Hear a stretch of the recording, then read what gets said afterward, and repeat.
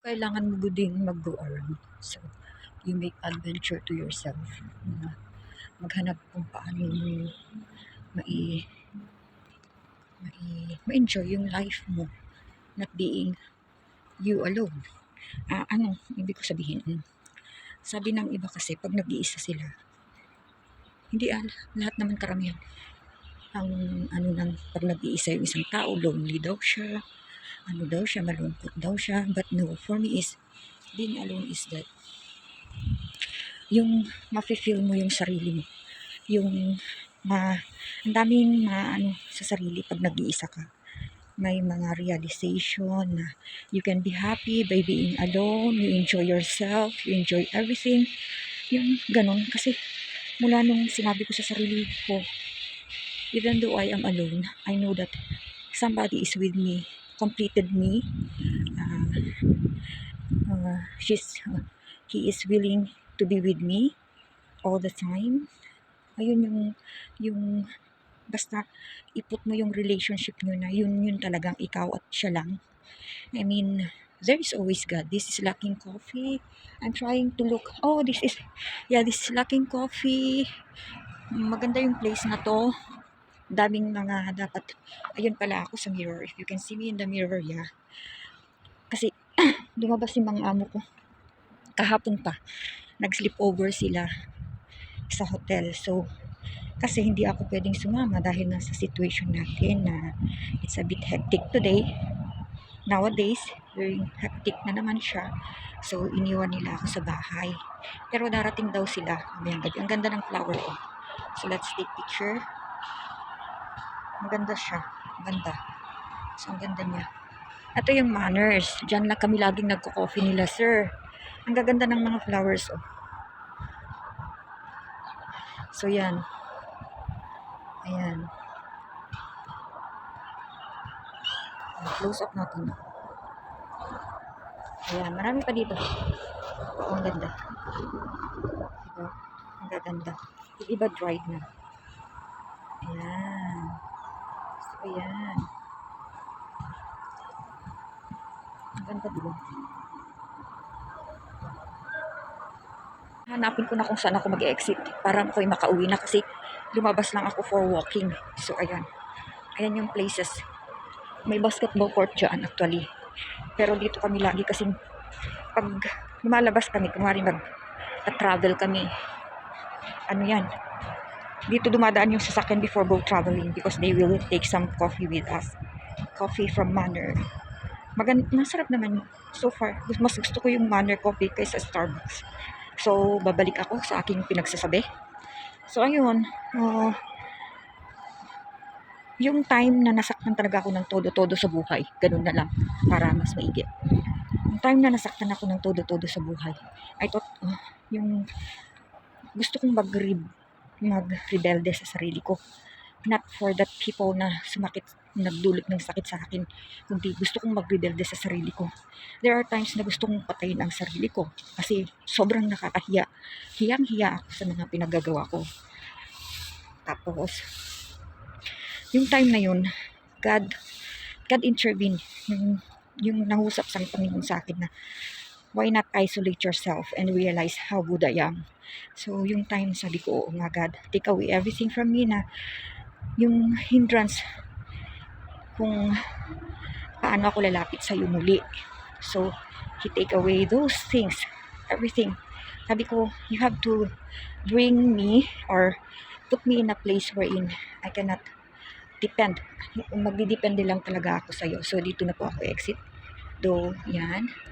Sa iyo lang ako nakadepende. So, 2016 of November 26, 2016, when I planned and I moved here in Shanghai. Totally wala, everything, iniwan ko lahat. Parang yun nga yung mga naririnig ko ng mga testimonies ng mga pastor na you have to leave everything. You have to entrust everything and surrender everything to God before ka na mag-commit sa Kanya or sa Kanya. So I did. Yung time na pumunta ako dito, wala pa akong alam. Kada alam kung ano ang Shanghai. Wala akong kakilala dito. Although, meron man akong kakilala si Ate Doris, pero isa lang. Sabi ko, bahala ka na talaga, Lord. Kasi nasaktan na ako doon eh, and I want to move. I want talaga na maibalik yung dating relasyon ko sa'yo. Gusto ko man magbalik loob sa'yo. Totally. So pumunta ako dito. Yun, yung nasa church ka nga pero you're affected of what you see to other people. You are affected of your emotions. Mga ganun na bagay. So, ayun, sabi kong Lord, tanggalin mo pa.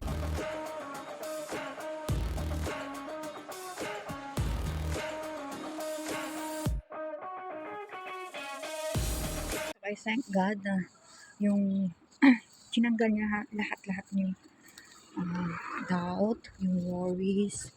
May spider dito. Ayan yung word niya. Hindi nyo gaano makita. Tinanggal niya yung mga ganun ba na yung kumbaga yung bad attitude, bad character.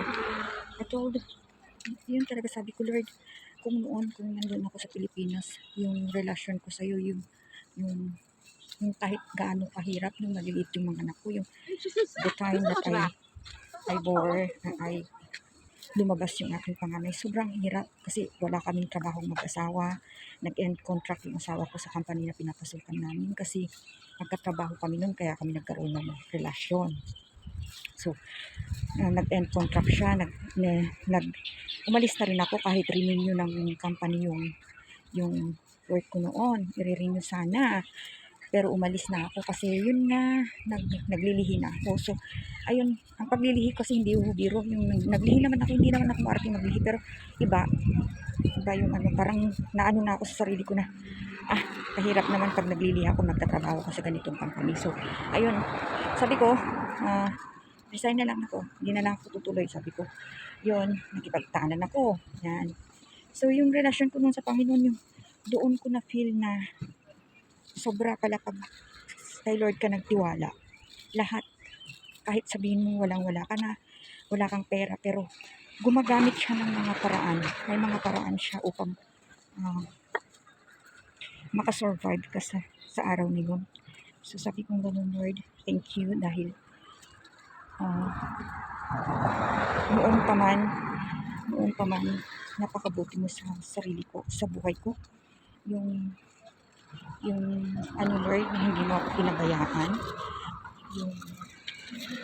Basta kasi mula nung bata ko, yung narinig ko kasi, Catholic school kasi yung pinag-ano na, all sufferings that you are encountering in your life is from God. Kasi, if you see Jesus carrying the cross and somebody's beating him, is parang yung gano'n, yung naano sa isip ko pa, mula nung pagkabata ko, mula nung nag-aral ako at pumasok ako sa Catholic, yun na yung yung sabi ni sufferings is from God. Sufferings is like you are with Jesus. So yun na yung nakatatak sa utak ko na, pag pala nahihirapan ako, I know that I am with Jesus. I know that Jesus is with me. That He is always with me pag nakakaano ako ng mga ganun na bagay. Kaya nung bata ko, pag yung inuutosan ako na, agugas ka ti plato, aglampaso ka, aglinis ka, minuan niya, kas na nga feeling, kasla, feeling ko, I am with Jesus. So, no, yun, kaya, kahit tanungin niyo sa mga ate ko, ganyan, sila, ako siguro yung sasabihin nilang pinakaano sa pamilya namin. Kasi, pag sinabi, hoy, magugas ka, hugas agad ako. Maglinis ka, linis agad ako, maglampaso ka, lampaso agad ako. Hindi ako yung kasi yun na yung nakaano sa isip ko na, yung bata ako, narinig ko sa school namin. Tapos, isa pa, ate ko pa mismo yung teacher ko. So, sinasabi niya na, kasi may religion subject kami, yun yung pinakaunang subject namin sa umaga, religion. So, yun, sabi, sufferings is like you are with God, with Jesus Christ. Kasi nakita mo yung nangyari, yung crucifixion, yung ganun. So sabi ko ganun yun nga. Yeah, until now, yun yung ko, pag once na nahihirapan ako sa isang situation or circumstances, I know that God is doing something or molding me into something or teaching me to be or to adopt His characteristic. So yun yung ko sa buhay. So sinashare ko lang para meron tayong mga picture. Ano bang tawag sa ibang may picture tayo the way God created us. So, babalik na. Tama na siguro yung lakad ko. Naglilinis ng kalsada, pinestop kami. Ay, Clay! Ayaw nung Mabubusit-sit. Ano siya? Nagagalit na itong ano kasi. Ayan oh. Ayaw niya magbubusit-sit yan. Ano ba yan? Ayaw niya mag-ano. Ito. Ayan, magbubusit-sit yan mamaya ah. Tignan mo.